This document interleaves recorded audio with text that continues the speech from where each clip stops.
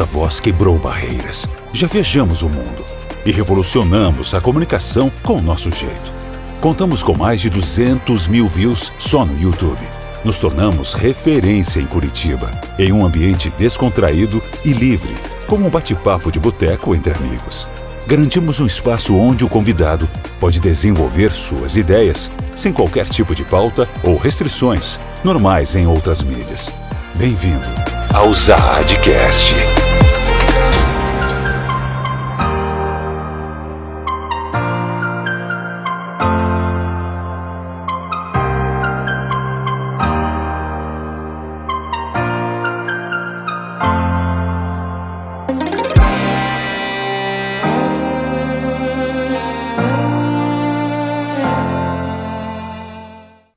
Fala pessoal, só na boa, só na paz, só na tranquilidade, Zad Neto aqui. E como sempre é um prazer estar com vocês, mais um episódio, um prazer imenso pra gente e pra todos os nossos apoiadores e os nossos patrocinadores. Pessoal, hoje eu vos trago aí um médico incrível, sensacional, meu amigo, inclusive, Dr. Bruno. Doutor, um prazer imenso ter você aqui no nosso programa. Há muito tempo a gente tá marcando, não tem dado certo, mas hoje deu. Verdade, Zad Neto. Como é que tá? Graças a Deus, cara. Muito bom, muito obrigado pelo convite. Particularmente aqui é o primeiro podcast que eu faço.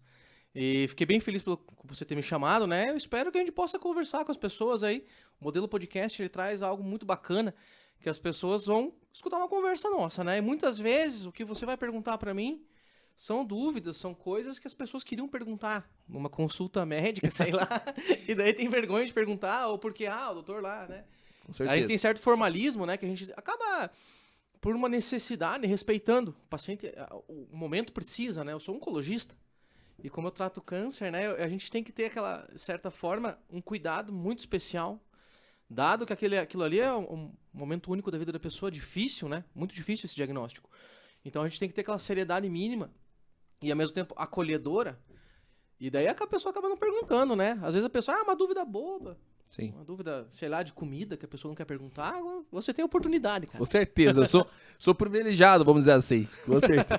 Mas é um prazer imenso pra gente ter o doutor aqui. A gente queria trazer há muito tempo, mas a tua agenda é bem lotada. Isso é bom, né? Muito bom. Graças a Deus, né? Eu acredito, sim, principalmente que para pessoas que estão nos ouvem, às vezes até um médico recém-formado, a gente sempre tenta montar uma carreira médica, né? E o objetivo final, querendo ou não, dessa carreira não é o status, qualquer coisa assim, pessoas, né, que a gente possa ajudar.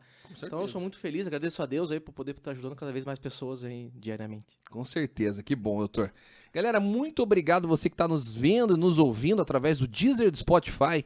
Muito obrigado, esse programa é feito para vocês. E mande a sua pergunta, mande a sua dúvida aí, que com certeza depois, se a gente não conseguir responder alguma que você tem aqui, a gente vai encaminhar para o Dr. Bruno e provavelmente ele responda posteriormente, tá bom? Agradecer a todos os nossos patrocinadores, tá? Um card aqui embaixo, então muito obrigado. Eles que nos ajudam, que mantêm esse estúdio aqui. Pensa que é fácil? Não é fácil, não. Mas vamos que vamos, galera. Muito obrigado mesmo. Agradecer também o YouTube, o servidor do YouTube, Facebook, o YouTube, Deezer, e agora também a gente entrou na moda aí do TikTok. Então, se você quiser, dá uma olhada lá depois no TikTok, tá bom? Doutor, muito obrigado novamente por aceitar o nosso convite. E o pessoal que está em casa, que não te conhece, quem é você, o que você faz na vida, o que você come, onde você mora, conta um pouquinho aí, faça essa apresentação tua pra gente conhecer você melhor. Melhor sempre a gente poder explicar para as pessoas, né? Porque o médico tem essa distância, mas aí fica aquela coisa assim, médicos, quem são, onde vivem, o que comem, né? Quanto mais próximo a gente ficar das pessoas, eu acho que isso é melhor. Pessoalmente, então, me chamo Bruno Ribeiro Batista, eu sou natural de Criciúma, Santa Catarina. O meu pai, ele foi trabalhar para lá e estudar, e levou minha mãe junto, eram casados, eu nasci lá. A minha família é de Mafra, Santa Catarina, uma cidade no norte do estado de Santa Catarina. E vim pra cá muito jovem, bem dizer assim, passei na verdade, aos 16 anos. Antes de fazer medicina, eu fiz 2 anos de engenharia química. Então, meu pai... Nada a ver, né? Tem nada a ver uma coisa com a outra, não tem? O meu pai, na verdade, é engenheiro, né? Então, eu desde pequeno, assim, tive sempre muito apreço, assim, pra essa questão das ciências exatas, né? E daí eu acabei indo pra fazer engenharia química. Eu cheguei aqui, tinha recém feito 17 anos, Fiz 2 anos ali e acabei percebendo que o que mais me atraía, na verdade, era o contato e conversar com as pessoas. Então, provavelmente, isso que foi o start inicial, assim, para começar a ver as profissões de outra forma, né? Para quem se criou por um engenheiro, veja, na 4ª série, meu pai um dia sentou, vou te ensinar trigonometria. Então... Caramba, hein? Não sei se... Com quantos anos aí? Na 4ª série? Puxa vida, então Caramba, foi lá com uns 10 anos. Uns 10 anos, eu acho. Então, assim, eu era interessado, meu pai queria me ensinar. Talvez menos, né? Acho que na 5ª série é 7. Eu já entrei com um ano antes, então eu tava na 1ª série com 6. Com 6, mais ou menos isso, eu acho. Então tá uns 10 anos aí. Caramba, como é que pode? Porque os amiguinhos ficavam brincando, hipotenusa, cateta. E eu pensei... Meu Deus do céu. E daí eu sentei e perguntei, pai, o que é hipotenusa? Meu pai, então, vem aqui, meu filho. Aí ele mostrou, tá vendo? Tem um triângulo, retângulo. Daí ele começou a mostrar as formas geométricas. Demonstrou com todas as formas geométricas eram possíveis de ser decompostas em triângulos, retângulos. E daí começou toda a história. E daí, como eu tinha sempre facilidade com matemática e ciências exatas, física, né? E química, principalmente, eu acabei associando matemática e química, né? Por uma questão de facilidade que eu tinha. Você estudou em colégio particular ou público? Do 1ª à 8ª série em escola pública. E daí, no ensino médio, consegui uma bolsa no colégio particular. Porque eu acabei tendo um bom desempenho no ensino fundamental. Eu adoro perguntar, doutor. O pessoal até me pergunta por quê. Mas assim, eu acho que o ensino hoje é bem diferente, particular e público, né? Eu acho bem diferente. Mas bacana. E aí, decidiu fazer medicina, fez aí o vestibular, passou de primeira? Não. Fiz um ano de cursinho. Eu prestei a prova, mas daí, assim, querendo ou não, 2 anos fazem muita diferença. Ritmo de prova, essas coisas todas, né? E eu tive ali um desempenho ok, assim, quando eu prestei prova sem cursinho. Aí eu prestei prova, não passei na federal, né? Mas eu consegui uma bolsa daí na PUC, PUC, onde eu fiz o meu curso daí 6 anos, né? Excelente, né? Você se formou pela PUC, então. Sou formado na PUC, eu entrei em 2008 lá, então vai fazer um bom tempo aí já, mas 6 anos, metade de 2014. Então foi isso ali quando me formei. Pô, que bacana. E aí se formou, pensou realmente você médico, aí fez o quê? Como é que é? Depois de formado, pensa o quê? Pois é. Agora, e aí? Aquelas coisas, né? Eu acho que olhando hoje eu tô com 35 anos e hoje eu consigo ver uma perspectiva um pouquinho melhor do que eu via quando eu era adolescente. Eu sempre sempre escutei muitas pessoas, assim, as pessoas que eu coloquei como exemplo, né? Então, no curso universitário, isso é muito comum, a gente acaba se baseando pelos professores. Meu pai não é médico, é engenheiro, não tem médico. A tua mãe é da área também ou não? A minha mãe é vendedora de roupa. Vendedora de roupa. Legal. Isso daí talvez seja a grande influência, talvez, que eu tive, assim, na parte de comunicação, assim. Porque minha mãe sempre vendeu roupa desde os 14 anos. Então, ela sempre teve a comunicação muito forte. E daí, nesse ponto, eu acabei vendo, assim, esse meu lado comunicador, eu fui descobrindo devagar ele. Porque eu via o meu lado matemático, né? E o mais exato. Exato, cartesiano. E o meu lado comunicador foi aparecendo, né? Aquela coisa, né? Depois dos seus 30 anos, você acaba descobrindo você mesmo, assim. Então, esse aí foi o meu lado de comunicador. Bem, pense assim, então a jornada da medicina foi muito parecida com a jornada do Bruno. Então, a jornada da medicina começou com o lado cartesiano. Então, eu queria ser cirurgião. Porque cirurgião, ele olha a doença e tira com a mão. Doença assim, né? Assim que é a lógica da coisa. Então, eu queria ser cirurgião durante muito tempo. Fiquei, sei lá, acho que frouxamente quase 2.000 horas, assim, em torno de estágios de centro cirúrgico e rondando esse espectro nos 4 anos iniciais de medicina. Até que alguns médicos, assim, e eu principalmente fui vendo o que eu gostava dentro da medicina, me levou para a área da clínica médica. Porque eu gostava muito de fazer os diagnósticos, né? Descobrir ali. Isso também é... Qual que é a diferença de clínica médica para tratado de clínica médica? É a mesma coisa. Clínica médica é uma área da medicina que se presta basicamente ao olhar do clínico. O clínico, ele não faz cirurgias, né? Ele trata do ponto de vista sistêmico, basicamente isso. Então, por exemplo, existem cirurgias para pressão arterial. Algumas sim. Se a pessoa, por exemplo, tem alteração na suprarrenal ou alteração na artéria renal, você faz uma cirurgia para tratar. Então, é um pontual naquele, né?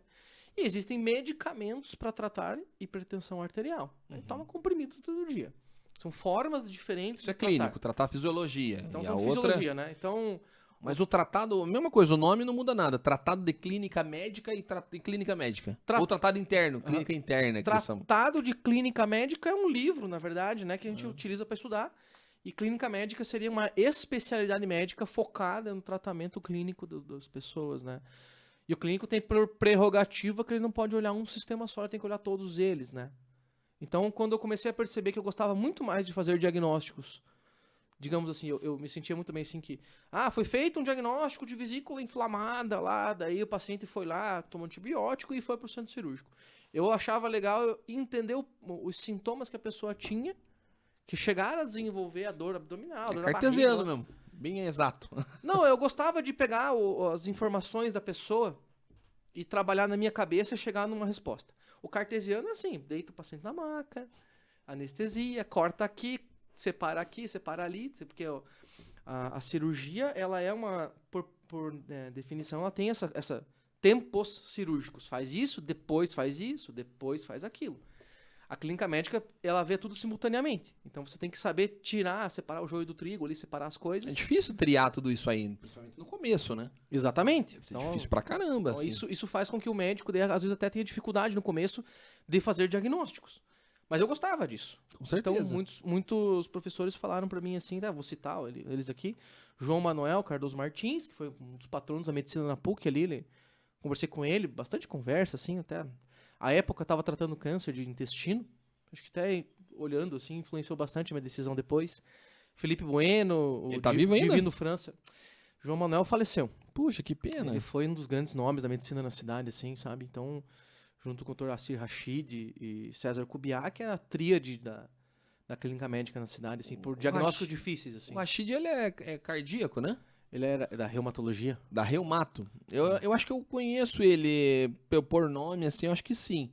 Se eu não me engano, tem até uma placa dele lá no Hospital Evangélico. O filho dele continua atuando na cidade, que eu saiba, mas o pai faleceu já. Então não é. Uhum. Ou pode ser que tenha uma Pode placa ser que antiga, sim, né? Eu não conheço essa placa lá no Evangélico. Ele era presidente da Unimed ou não? Será que nós estamos falando do mesmo cara? Eu acho que sim, acho que deve ter sido ele. Mas eu Então, desconheço de certeza, sabe? eu acho que é. Aí depois eu dar uma pesquisada, vamos dar um Google aí. E daí nessa fase, assim, eu comecei a mudar e comecei a ver diferente as coisas. Até o momento que eu chego, e fazendo clínica médica, né? Eu tive uma proximidade com os professores da cardiologia, o que me facilitou a pensar em fazer cardiologia e sair da cirurgia, sabe? Então era uma época que eu pensava, assim, em fazer cardiologia e tal. Mas daí, durante os plantões que eu fazia lá na Santa Casa de Misericórdia, Nossa, que lá foi o primeiro emprego que eu tive, eu percebi que os pacientes oncológicos são os que mais se beneficiam se a gente fizer a coisa certa. Então, digamos assim, eu fui lá, fiz o diagnóstico correto, instituí o tratamento na hora certa, principalmente em complicações, sabe? Então, a pessoa que faz uma febre, né, por queda de imunidade.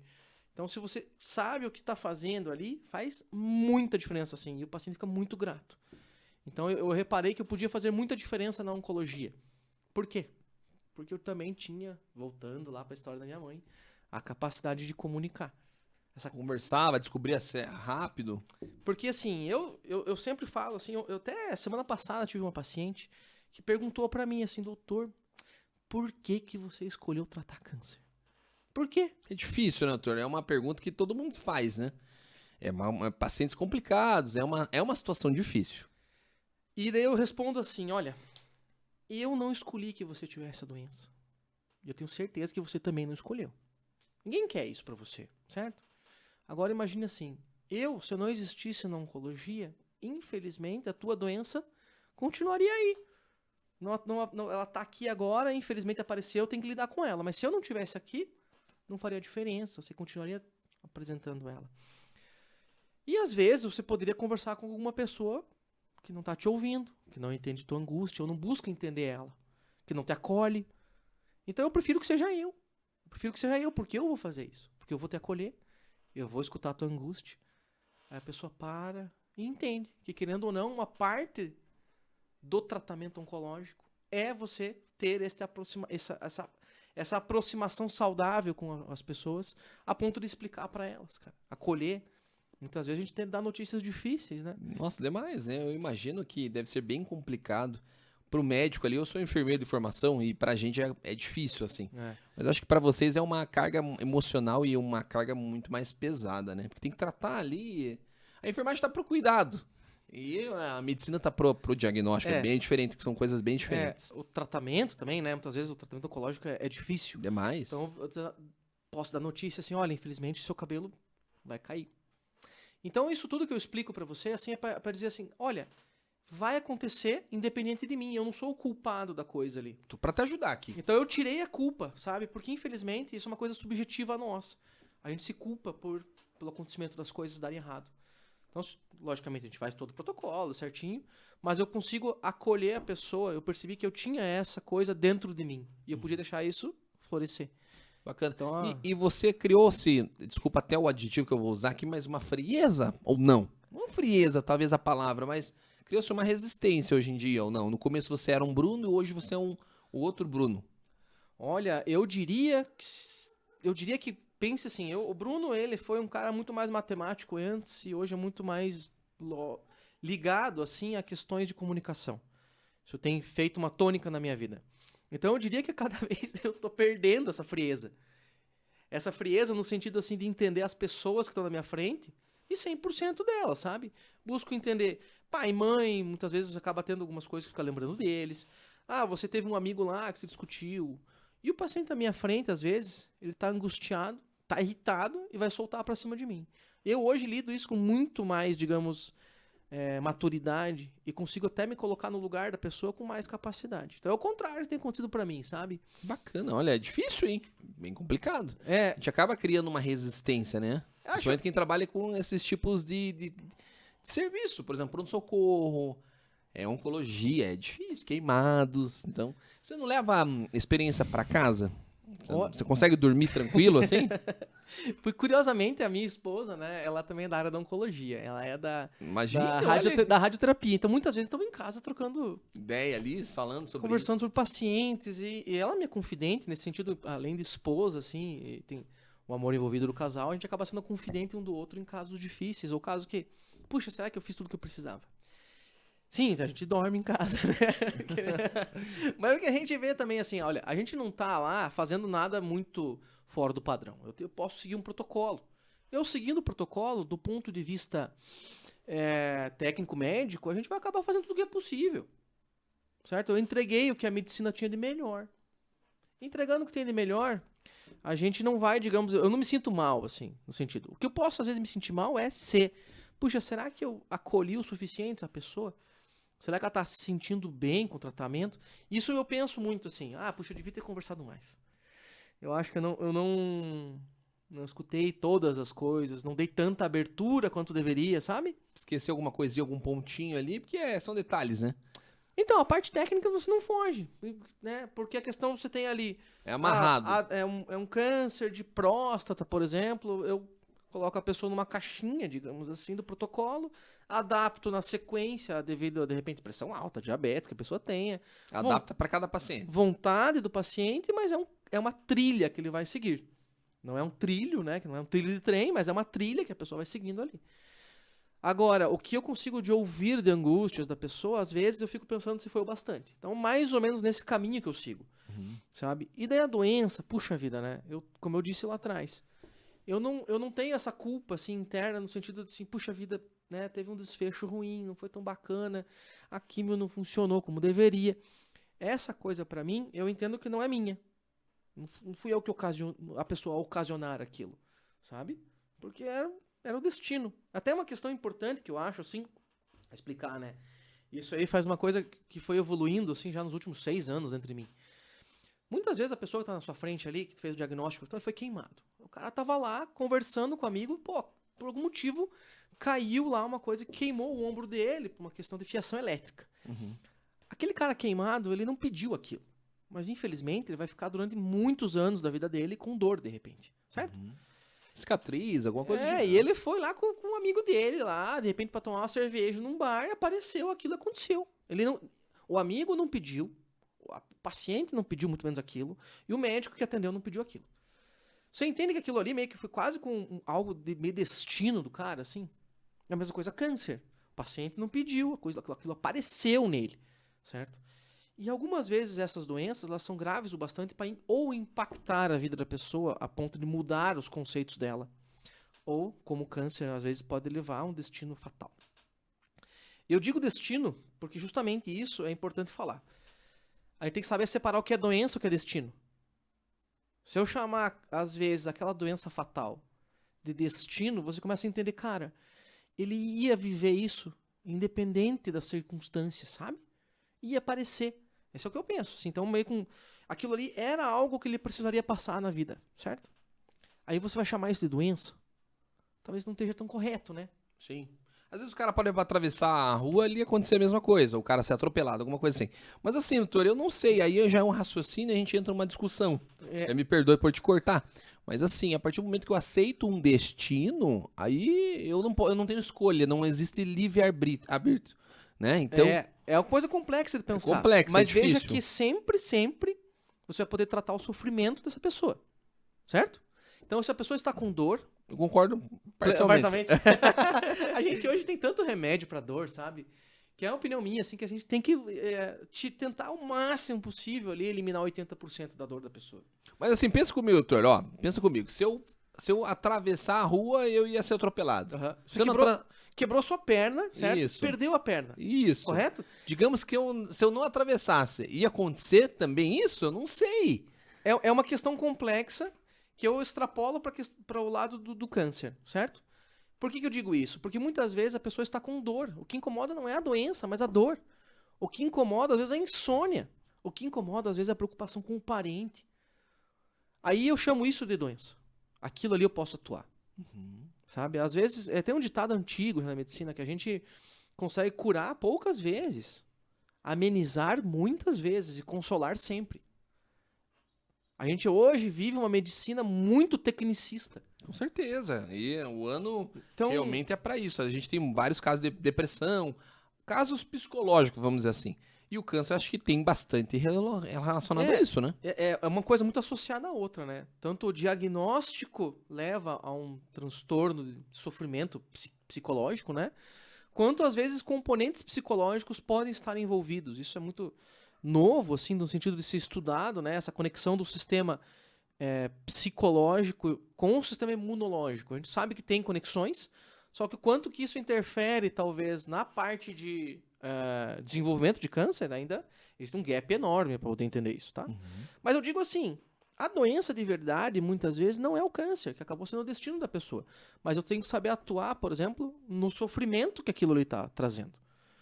Certo? Então, por exemplo, se a pessoa foi lá e teve uma queimadura, às vezes a queimadura ela ficou lá para trás, mas a dor continua, o trauma. Então a gente tem que saber trocar, virar uma chave na cabeça e entender o que está incomodando realmente aquela pessoa. E se eu, do ponto de vista técnico, fico só em cima da doença, meu Deus, a doença, pô, eu posso esquecer do seu João, cara. Muitas das vezes esquece. Eu esqueço do paciente, cara, eu esqueço de ter uma pessoa ali na frente. Com certeza. E você entende que essa visão eu consigo daí, de certa forma, atacar os problemas que vão efetivamente atrapalhar a pessoa. Só não melhora, né? Melhora na teoria, era pra ter melhorado, mas não melhora porque falta esse aspecto, né? Isso, que é o aspecto humano, digamos, que vai trazer daí a satisfação pra pessoa. De se sentir tratada por Faz outro sentido. ser humano, né? Faz muito sentido. Então daí inclusive. eu deito na minha cama de noite e é isso que eu penso. Consegui entregar o que eu podia entregar. Se eu conseguir entregar o que eu podia entregar, eu fico com a consciência limpa. Mas tem coisas, doutor, que o doutor, mesmo o doutor sendo super-herói, vamos usar isso aí, não consegue. Não consegue. Às vezes a gente é inimigo do tempo, muitas das vezes. E aí? Sim. Não pesa um pouco Pesa, histórias tristes, né? histórias tristes? Ainda mais quando você se aproxima da pessoa. Sim. Né? Querendo ou não, você vira um amigo Sim. daquela pessoa, né? Eu falo isso para pacientes, eu vejo eles a cada 2, 3 semanas. Pois é. Eu vejo mais eles que meus amigos. Exatamente, exatamente. É o que Tem eu muito falo. amigo que vai viajar, que tá morando, por exemplo, tem um amigo que tá morando no Mato Grosso. Poxa vida, esse amigo aí eu vou ver poucas vezes na minha vida. Agora os pacientes eu vejo toda semana, cada 2 semanas. Pois é. Sim, então a gente acaba Cria ficando muito... um laço, Sim, um vínculo ali. Né? eu sei o nome dos cachorros de alguns pacientes. Meu Deus. Então isso acontece, né? É muito comum. A gente, sim, fica muito triste por aquela pessoa, digamos, não ir mais contigo, mas eu ainda assim preciso ter, de certa forma, uma distância para que eu consiga ser o médico dessa pessoa. Porque se não houver distância, eu não vou conseguir tomar decisões que muitas vezes racionais. Ou seja, olha, vai cair seus cabelos, mas é para curar o seu câncer. Se eu ficar só no sentimento, eu não consigo. Então, isso é uma dualidade que, a princípio, se você ficar só em cima dela, né? Se você ficar só em cima da dualidade, você não consegue equilibrar. Então, você precisa de um terceiro ponto. O terceiro ponto aí pode ser colocado fé e espiritualidade, Porque, querendo ou não, tudo que eu falei agora aqui, por exemplo, puxa, destino, falei essas coisas são uma pegada da espiritualidade. Que se o médico não tiver, ou ele se distancia demais, ou ele se aproxima demais, porque ele vai ficar nesses dois polos. Né? Mas essa batalha não existe. Porque a gente consegue sempre, e sempre tem um lado nosso, que é um lado que está acima dessa realidade. É isso que eu penso. Eu tenho duas perguntas aí, aproveitando que é o que você comentou. Você acredita que tem alguma religião, alguma coisa? Acredita tem esse lado, assim, Olha, ou não? eu desde pequeno, cara, o primeiro livro, assim, que eu li, assim, mais compridinho, assim, foi a Bíblia, curiosamente. Minha mãe tinha um livro de histórias bíblicas, assim, que eu fui lendo. Hoje, eu sou católico, né, eu fiz toda a formação católica, crisma, a gente casou na igreja católica. Eu e minha esposa, a gente frequenta com irregularidade a missa, né, e eu me aproximo bastante hoje do credo católico, assim, como eu enxergo, né. Então, principalmente, assim, a espiritualidade no sentido de que, cara, não é só isso, né? Tem coisa a mais por trás daquilo. Porque, veja, tem histórias, se começar a falar, por exemplo, assim, que você olha, não tem explicação. Mas, meu amigo, não tem explicação. Não tem, é impossível. Não tem explicação. Você olha assim, mas como que aconteceu isso? Não tem explicação. O caso clássico disso, que marcou muito minha vida, foi de uma vez, uma menina de 17 anos, na ocasião de 16 para 17, em que ela acabou, assim, do ponto de vista médico. Eu olhei, fiz o diagnóstico e informei a mãe, olha, infelizmente, ela entrou em morte cerebral. Poxa, ela vida. Pesado, assim, pesado. Quantos anos que ela tinha? 17, imagina. 7 anos, pense. A mãe orou, rezou, orou, que ela queria uma última oportunidade pra se despedir da filha. Que as pessoas queriam se despedir da filha. E ela rezou durante, né? E eu falei assim, olha, como médico, eu sou obrigado a falar. Ela tá em morte cerebral, né? Se você quiser chamar sua família, eu acho válido, mas nas próximas horas, assim, ela deve ter um desfecho difícil, né? Bem de tarde, a enfermeira da unidade de oncologia me liga que a menina tinha acordado. Capaz, doutor. Abriu o olho, não se comunicava mais nada, mas ela abriu o olho e se comunicou piscando. Então, de certa Respondia piscando assim? Sim. Caramba, como é que pode? Então, como é que pode? Explica isso. Entendeu? Isso é um milagre de verdade, né? A gente fica, às vezes, esperando um milagre, assim, de vir alguém caminhando pelas águas, mas esses pequenos milagres do dia a dia que não tem explicação, amigo. Eu sou prova disso, em vários episódios já comentei, não vem ao caso aqui, mas eu já vi milagre. Mas assim, doutor, não tem nada combinado. Não tem sexta-feira do milagre, não tem nada a pagar.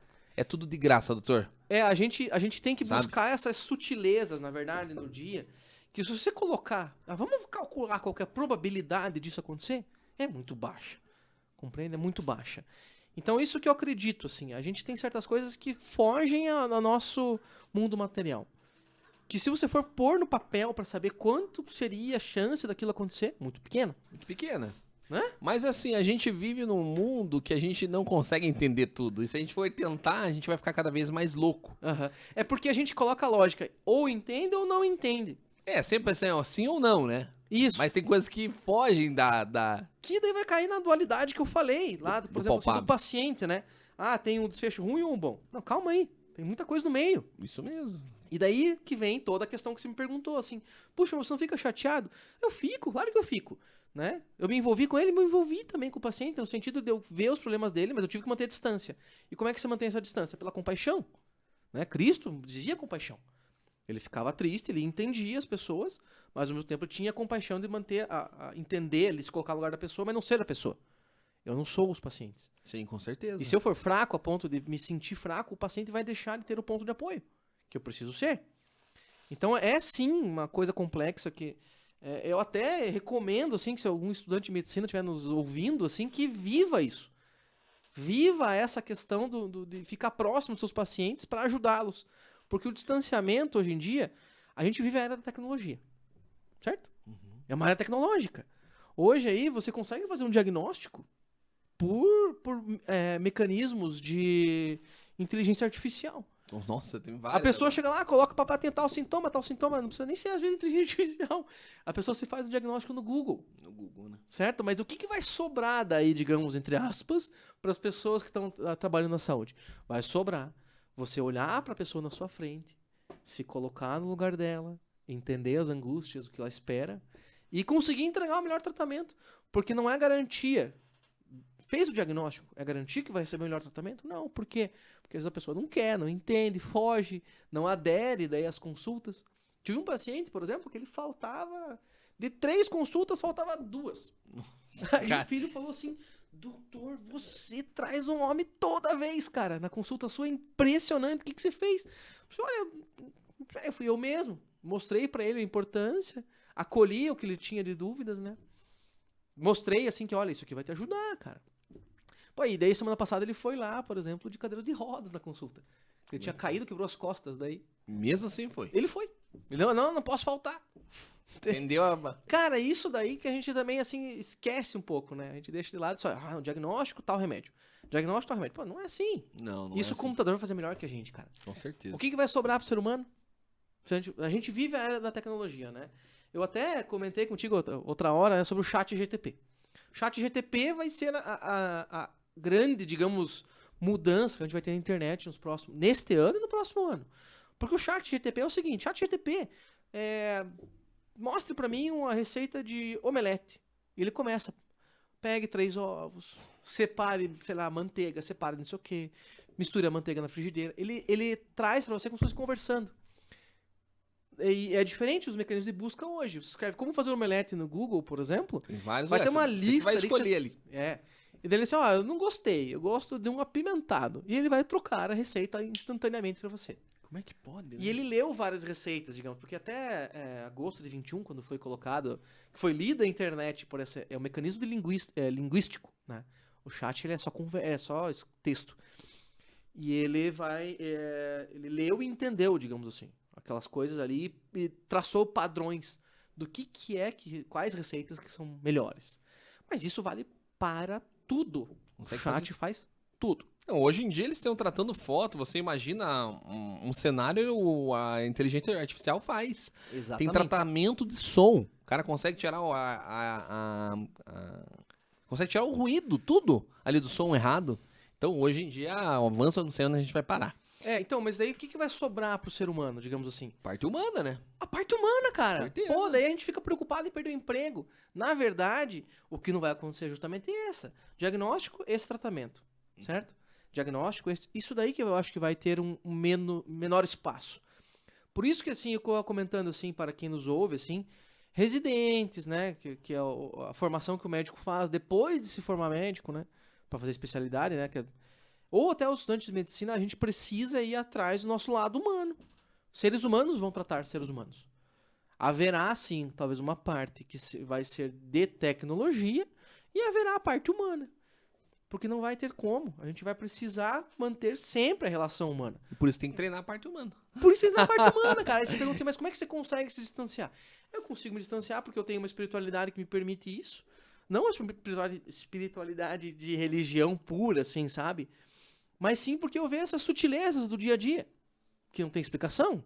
E eu tento viver as sutilezas, não nego elas. E ao mesmo tempo, assim, eu fico próximo bastante para poder entender os sentimentos que aquela pessoa tem. Eu me considero, assim, que essa é o core business, assim, a parte mais importante da minha consulta hoje. Porque explicar o tratamento ali, de forma clara, concisa, a gente hoje tem pessoas que fazem isso muito bem, tem mecanismos de inteligência artificial que vão fazer muito bem. Mas daí, para você poder, essa conversa que eu tenho com você, dificilmente você vai conseguir tirar tantas dúvidas assim quanto, né? Não tão aberto dessa forma, com certeza. Né? Isso facilita bastante pro paciente. Outra dúvida que o pessoal me pergunta muito, assim, muito, quando eu falei que você viria aqui, o pessoal era unânime. Todo tratamento para câncer tem queda de cabelo? Todo? Quando é feito quimioterapia ou não? O tratamento oncológico, né, de uma maneira macro, envolve basicamente três áreas, né? 2 delas com tratamento local e um com tratamento sistêmico, para o corpo inteiro. Os tratamentos locais são 2, né? Cirurgia e radioterapia. A cirurgia tira a doença, né? Por técnicas, né? Basicamente de excisão, bisturi, corta, tira, né?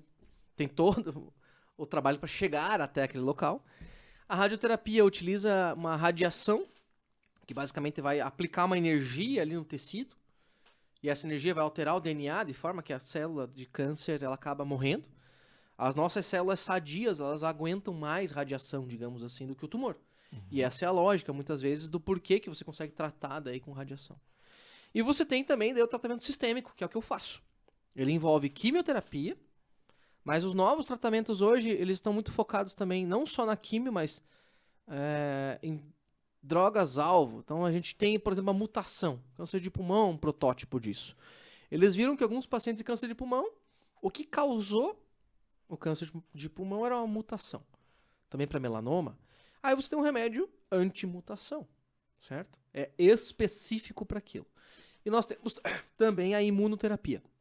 A imunoterapia utiliza o sistema imune da pessoa para lutar contra o câncer, certo? Então é mais ou menos assim. A quimioterapia, por que usa isso, né? Porque a célula sadia aguenta mais a pancada da quimio do que a célula cancerígena. Nem todas as quimioterapias fazem a queda de cabelo.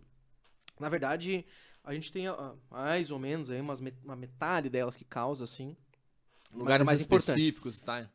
O que ocorre, na verdade, é que para especificamente câncer de mama, as quimioterapias elas têm o costume ruim de fazer cair o cabelo. Nossa. Então, aí, Por que específico na mama, será? Então, isso tem a ver, na verdade, com o fato de algumas quimioterapias serem mais eficazes para alguns tipos de tumores, de cânceres. Então, para câncer de mama, a gente acaba usando que é a quimio vermelha, que é a doxo, de vermelho, né, a doxorubicina. E a doxorubicina, ela causa queda de cabelo. Essa que tem que colocar gelo na boca? Pode ser colocado gelo na boca, porque daí isso diminui a chance de fazer feridas na boca, né? Não, mas digo durante a quimioterapia ali. Isso. Durante a quimio, você pode pedir pra pessoa colocar um gelo na boca, porque o gelado faz com que tenha menos circulação sanguínea. A quimio vai pro corpo inteiro, certo? A lógica da quimio é o quê? Pegar células que escaparam do tumor primário, que estavam fazendo micrometástases. Então, ainda que os exames não identificam que tem nódulos, mas já tá lá, já tá crescendo. Então, o que se faz? Você manda pro corpo inteiro. Vai pro couro cabeludo, vai lá pro estômago, vai pra tudo quanto é lugar. Qualquer lugar que E a lógica é pegar e destruir células ainda que não germinaram, né? Pro paciente eu falo o seguinte, ó. O que é metástase? Metástase foram sementes que o tumor mandou para vários locais. E essas sementes, no caso, elas podem germinar. Se elas germinarem, elas viram nódulos. Basicamente isso, né? Então o que a gente pega? A gente está usando um medicamento aqui que vai para o corpo inteiro para atacar o quê? As sementes. Se elas germinarem, aí a pessoa acaba tendo outro, né? O desfecho ali. Exato. Então é para isso que serve a químio. Acontece que alguns tipos de quimioterapia, por exemplo, a gente tem o fluoruracila. É um tipo de medicamento que funciona muito bem para câncer de intestino. É tudo nominho facinho, né? É, Pelo que eu tô vendo ali. A gente trava a língua ali. a gente tem apelido, né? Então, por exemplo, esse daí que eu falei é o 5FU, né? Meu Deus. Daí a gente tem nomes de protocolos, aí vira uma sopa de letras, né? Jesus, O primeiro impacto da oncologia é a sopinha de letras, né? Mas daí, em todo caso, a quimio de mama acaba se acumulando no couro cabeludo, facilitando com que daí caia o cabelo. Tem a queda de cabelo, né? É. Então, hoje específico, doutor, tem algum tratamento para não cair cabelo hoje ou não? Sim, a gente hoje pode fazer o mesmo princípio do gelo que você falou. O gelo a gente coloca na boca da pessoa, daí a quimio não chega na mucosa, não chega na parte interna da boca, não chegando ali, não vai lesar. Então, fica ok. Aí você, utilizando esse princípio, você pode gelar. Na clínica a gente tem lá no Centro de Oncologia, nós temos uma touca hipotérmica, que é uma touca bem moderna, que ela gela o couro cabeludo da pessoa. Ao gelar o couro cabeludo, a quimio não chega lá. Sim, diminui a circulação. Diminuindo a circulação, não chega a quimio. Aí o folículo do cabelo ali, ele não é atacado pela quimio. A gente consegue manter pelo menos 50% dos cabelos da pessoa. Aí você olha assim, você vê que tá ralinho o cabelo da pessoa, mas passa. Então tem muitas pessoas que estão fazendo tratamento de químio que não dá nem para perceber. Que vai no shopping e nem percebe. E impacta isso também, novamente, é o tratamento que a gente estava falando. A parte mais humana, o bem-estar da pessoa, né? Querendo ou não, impacta bastante, né? Perfeito. A gente tem que colocar a tecnologia a serviço das pessoas, né? E não o contrário. Então acho que isso que é fundamental. Essa é a touca hipotérmica, né? Também chamada de touca inglesa. Sabe? Vários nomes dados aí. Mas é uma estratégia interessante. Que daí, como eu falei, né? A gente, por que tem esse estigma da queda de cabelo? Câncer de mama acaba sendo o principal tumor sólido, né? Digamos que precisa de um tratamento mais intenso no Brasil. A gente tem 68 mil casos de câncer de mama, casos novos, todo ano.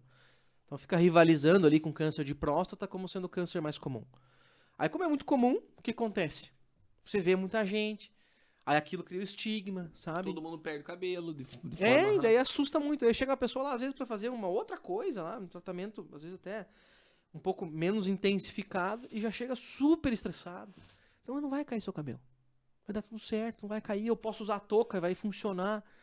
E daí, nesse ponto, a pessoa já começa, já começa a ver que não vai ser tão Tem ruim. uma solução. Porque a pessoa que é diagnosticada com câncer, ela acha que ela vai morrer, né? Acha que vai morrer amanhã. Sim, isso Não tem... é bem assim, né, doutor? Com certeza não.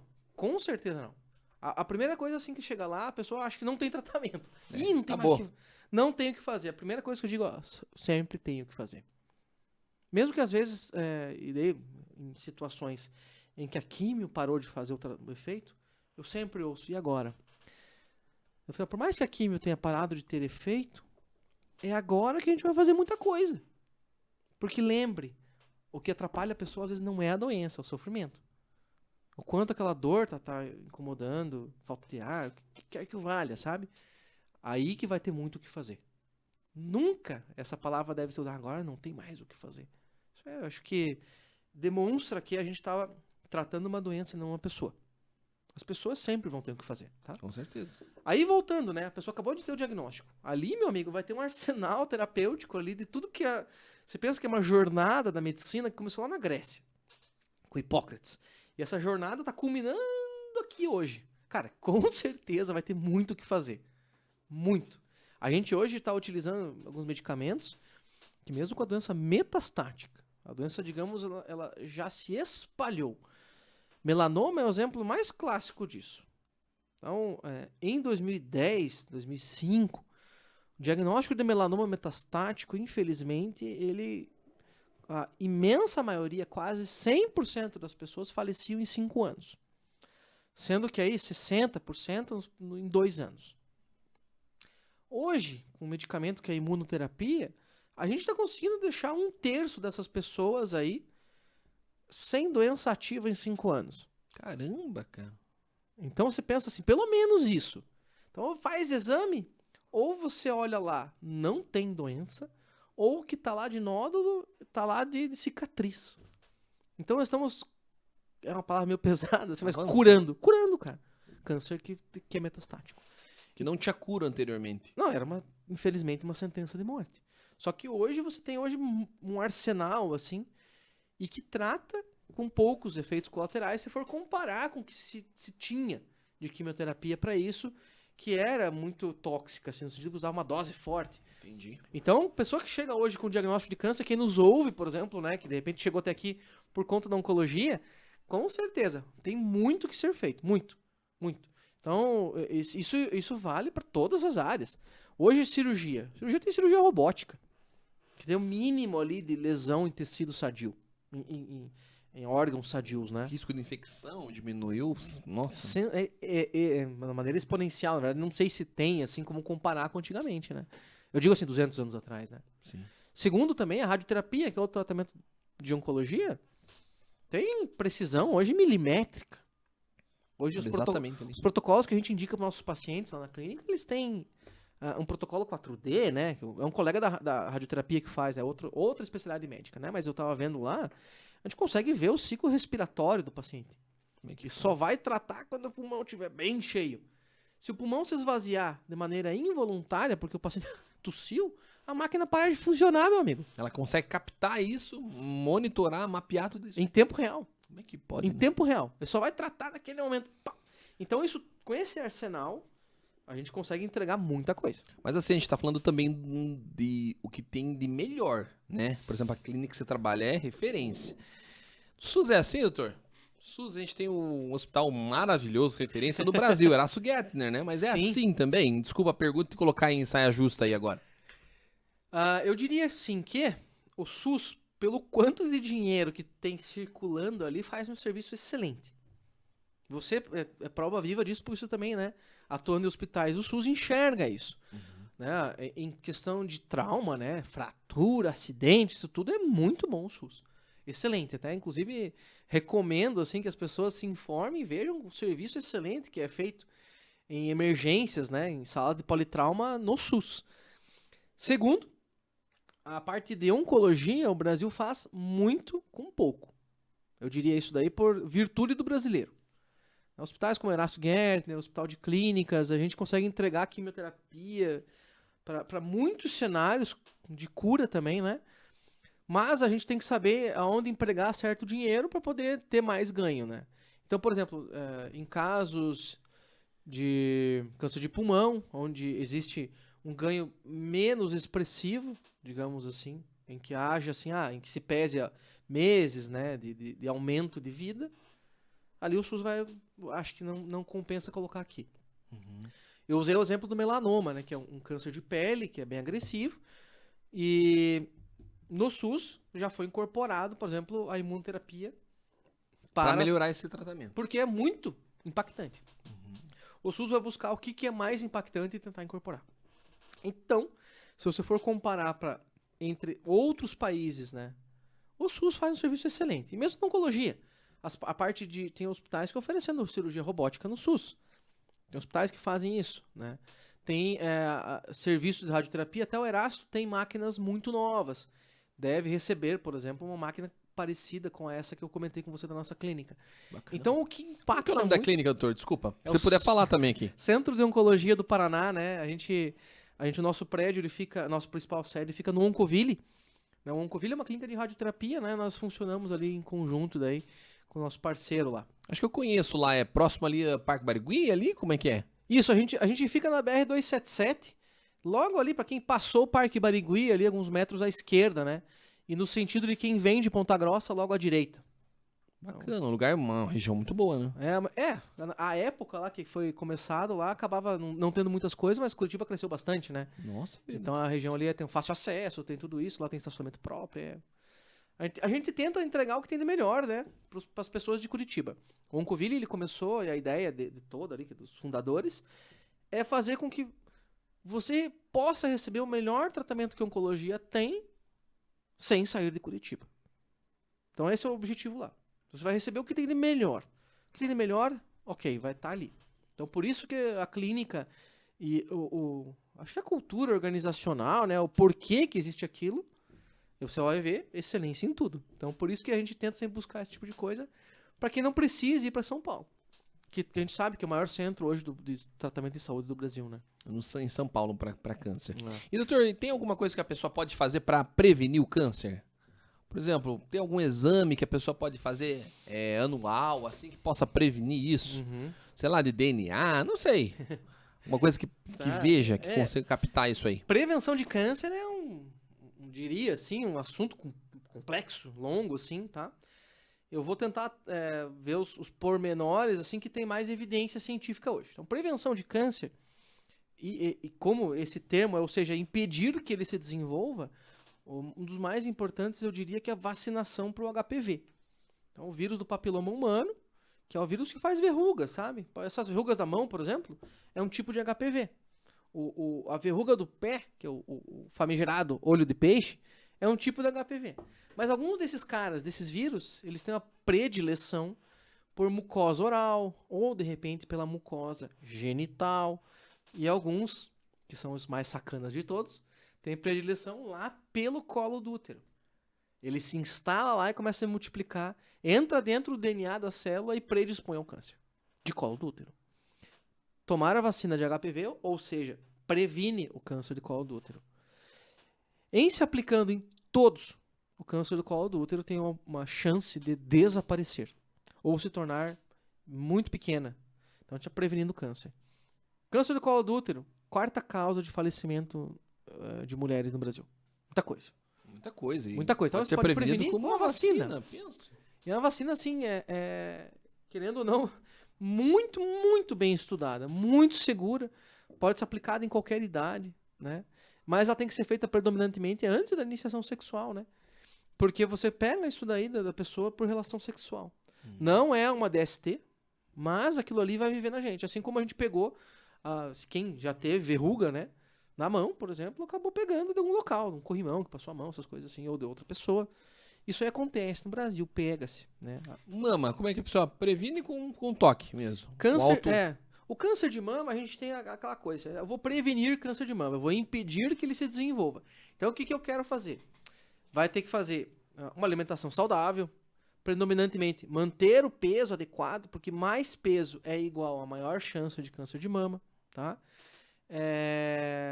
Alimentação, exercícios físicos, porque existe uma relação quem faz exercício físico em ter menor diagnóstico, e ao mesmo tempo, quem faz diagnóstico de câncer, de qualquer tipo de câncer, mas é um praticante de exercícios físicos, esses caras vão viver mais, independente do câncer. Então isso é muito bacana de pensar. O exercício físico Aumenta a taxa de vida ali. aumenta a chance da pessoa ficar bem com o diagnóstico e diminui um pouco a chance da pessoa desenvolver, tá? Aí os exames, né? O autoexame de mamas, que a gente fala muito para a pessoa se cuidar, né? Porque o autoexame não é o suficiente, né? O autoexame é muito mais ligado a um autocuidado da mulher do que necessariamente a Um diagnóstico ali. Isso. Porque se ela não acha, às vezes ela não vai atrás. Mas é a percepção que cada uma... É subjetivo, Às vezes pega, acho que é glândula e não é, né? Tem gente que olha lá uma alteração de 3 centímetros e acha, não, isso é normal, eu bati. E na verdade podia ser câncer. Bateu 2 anos atrás. Então. Mas a Chega pessoa paciente continua assim. achando, claro. Porque não tem culpa, ela é leigo. A pessoa é leiga. Então o mais importante é o quê? Vai fazer a mamografia. Por que a gente faz esses exames? Para descobrir os tumores em um estágio inicial. Logo que apareceu. Então, por que é importante isso? Quando descobrimos nesta fase, o que ocorre? A gente acaba não precisando fazer cirurgias amplas, não precisa a gente fazer quimioterapia, esse tipo de coisa. Bate-se muito nessa tecla, porque a gente com um tratamento às vezes menos intenso, entrega a chance de cura de 90%, 95%. Em se fazendo um diagnóstico avançado, que a doença começou a se espalhar para ínguas, linfonodos axilares, é o mais comum, cara, câncer de mama, a pessoa muito provavelmente vai receber quimioterapia. Só que já é uma doença mais avançada, que às vezes ficou alguns meses ou anos ali. Então, por isso que para isso que se serve, assim, se presta o rastreio. É para diagnóstico precoce. Chama de estadiamento, a pessoa chama. Isso, o estadiamento tem a ver o quão avançada é essa doença. Ah, não tem nada a ver então. O estadiamento é assim, ó, estádio 1 é uma doença que é local. O estádio 2 é loco-regional. O estádio 3 é uma doença avançada. E o estádio 4, metastático. Então, basicamente isso aí que a gente é para saber se a doença ali tá no começo ou de repente ela já tá muito avançada, esse tipo de coisa. Entendi, assim, pra tá? saber onde que começar. O que tem que fazer? Você pensa, doença avançada, dá pra brincar? Lógico que não. Então você vai ter que enfiar, em termos leigos, vão ter que enfiar o pé na porta, cara. Vão ter que fazer química, vai ter que fazer rádio, vai ter que fazer várias coisas. Fazer tudo que tiver. Porque você quer maximizar, aumentar o máximo possível a chance de cura. Caramba, cara. Então isso daí então, hábitos saudáveis, prevenção. Fazer exercício, tem que fazer. Fazer exames, o que eu tenho? Eu tenho daí, digamos assim, o diagnóstico precoce, que vale para próstata. Próstata, por exemplo, fazer exames precocemente, eu vou ter um diagnóstico precoce, basicamente. PSA, toque retal. Existem outras coisas assim sendo estudadas. A prevenção ela é um tema bem abrangente na oncologia, mas quem está nos ouvindo, assistindo, saiba que eu quero prevenir, mantenha hábito saudável. O peso, gente, a gente esquece peso. Peso vai aumentar vários tipos de tumor. Pode aumentar a chance de câncer do esôfago. Pode aumentar a chance de câncer de endométrio na mulher. Pode aumentar a chance de câncer de mama. No homem aumenta a chance de câncer de próstata. Cara, tem tanta coisa. Aí vai dizer assim, o peso. Tô preocupado. Agora piora a parte ali, né? Então tem que começar Mas, a olhar. cara, se te preocupou pouco, porque também aumenta a chance de infarto. Aumenta muita Tudo, né? coisa, AVC, cara. realmente. Aí, assim, é aquela coisa. A gente vai lá, gasta, se preocupa um monte e conseguiu dinheiro, cara, pra chegar lá na frente da nossa vida, gastar nosso dinheiro com a saúde que a gente perdeu pra conseguir o dinheiro. Deus o livre, meu. Então a gente tem que saber atingir um equilíbrio, né? Tem que ser feliz. Ou não. Cara, Também não é bem assim, felicidade. né? É isso, gente. Felicidade. Eu tava falando agora há pouco, né, sobre sistema imune e a parte mental. Existe uma conexão entre as duas coisas. Pouco ou nada, assim, eu diria, tá entendido pela medicina. A gente tem hoje... A gente sabe que algumas doenças, psoríase é o exemplo clássico, né? A pessoa está sob estresse intenso, ela vai piorar as lesões de pele. E a psoríase é uma doença relacionada ao sistema imune, certo? Então, é a conexão da parte da imunidade com a conexão da parte mental. Aí, hoje, como eu falei, a imunoterapia. O que é a imunoterapia? A imunoterapia não vai atacar o câncer. Eu uso muito, por exemplo, assim, o que é imuno? Você tem as pessoas são os policiais e tem os bandidos, certo? Então tem o câncer e o sistema imune. Então o sistema imune seria os policiais. Os policiais vão entrar para fazer uma ação, certo? Mas daí chega lá, o bandido tá armado até os dentes lá com um fuzil e o policial com uma pistolinha. O que a gente faz com a imunoterapia? A gente põe em pé de igualdade. A gente coloca lá o policial, que é o sistema imune armado, para lutar contra o câncer, que é, né? Então a gente coloca lá uma bazuca na mão do policial. Mais ou menos assim. Pra aumentar a chance de ganho. Pra aumentar a chance de que vai ser uma batalha, né? Com certeza. O que sobrar ali vai vencer. Se o sistema imune derrotar o câncer, a pessoa tem chance de curar. O que é feito para a imunidade? Imuno... É um remédio. Imunoglobulina, não? Não, são medicamentos mesmo. É um anticorpo, porque assim... É da pessoa. Como eu tava falando, essa conexão do sistema imune pra lutar contra o câncer, né? Alguns tipos de tumores, cara, tá chegando lá um linfócito, que é a célula de defesa que destrói o câncer. E ele tá lá prontinho pra destruir o câncer. Vai chegar lá no local lá que tá a doença e vai destruir o câncer. O que acontece? Cara, o câncer às vezes tá esperando como se fosse com uma arma lá. Esperando por quê? Na célula cancerígena tem uma proteína, digamos que é o PDL1, que é o nome da proteína. Quando chega lá, o linfócito que ia destruir o câncer, matar, certo? Quem morre é o linfócito, porque esse PDL1 mata linfócito. Então a gente inativa esse PDL1, que vai fazer com que o sistema imune fique inativado. Então eu inativo o inibidor. Basicamente é isso. Aí você pensa assim, cara, sistema imune e câncer é tão importante assim? Demais. Demais. Daqui a uns anos, eu vou arriscar aqui, assim, 5 anos, praticamente 100% dos tumores terão imunoterapia como um dos tratamentos. Seja no começo ou durante. Porque isso é muito, muito relevante. De tal forma é relevante que eu tenho que falar para todas as pessoas. É importante ficar feliz? É muito importante. Depressão, com certeza, vai alterar o sistema imune da pessoa. O quanto que isso vai diretamente causar câncer, não se sabe. Eu não posso dizer que uma pessoa deprimida vai ter câncer. Longe disso. Mas eu sei que influencia, cara. Então, assim, cara, você pode ficar feliz. Fique, meu amigo.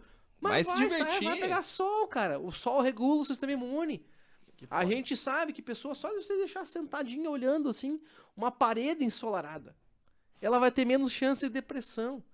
Isso foi estudado em pessoas que moram em lar de idosos. Imagina. Pegar o idoso, deixar lá no sol, ele vai ter menos depressão. Então, cara, são coisas que nossas avós falavam. Sai de casa, bicho, vai lá fora, brincar lá fora, sabe? Comer bem, comer feliz, cara. Então, assim, são coisas que a gente, às vezes, deixa de lado, porque a gente fica naquela coisa lá, cartesiana. Não, remédio vai tratar tal coisa, eu preciso de tal coisa. E esquece que uma boa alimentação, exercício físico, às vezes partilhar as coisas em família, ficar feliz, cara. Isso também tem a ver. Momentos, claro, com certeza. Doutor, nós temos tanta coisa pra gente conversar, né? Tanta coisa, meu Deus do céu.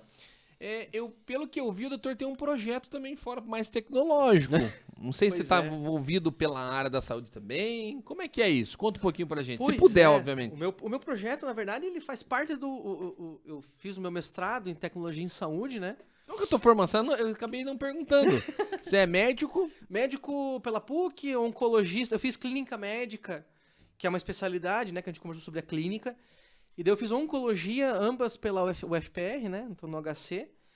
E daí eu acabei voltando pra PUC, porque eu tinha bolsa de mestrado lá, que eu ganhei lá durante a graduação. E eu aproveitei também, eu consegui utilizar a bolsa para doutorado.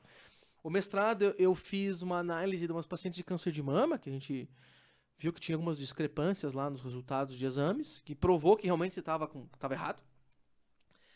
E que era a terapia-alvo, né? Então, para câncer de mama, a terapia-alvo, talvez a mais impactante de todas, foi a anti-HER2, que é o trastuzumab. Então, esse foi o foco do meu mestrado. Se falar 3 vezes isso aí, aparece no banheiro, parece. Como é que é? Se falar 3 vezes o nome, não grava, né? Meu Deus do céu, fala de novo, doutor. Trastuzumab. É um remédio Trastuzumab. O SUS tem esse remédio, caramba, sabe? Ah, sim, a pulsterapia, claro que tem. Não, trastuzumab, ele é um remédio anticorpo Ah, não, tô confundindo com anti-HER2. Natalizumab. Também Tô tem. confundindo. Eu tô Também confundindo tem. com esse, é Mas verdade. outro.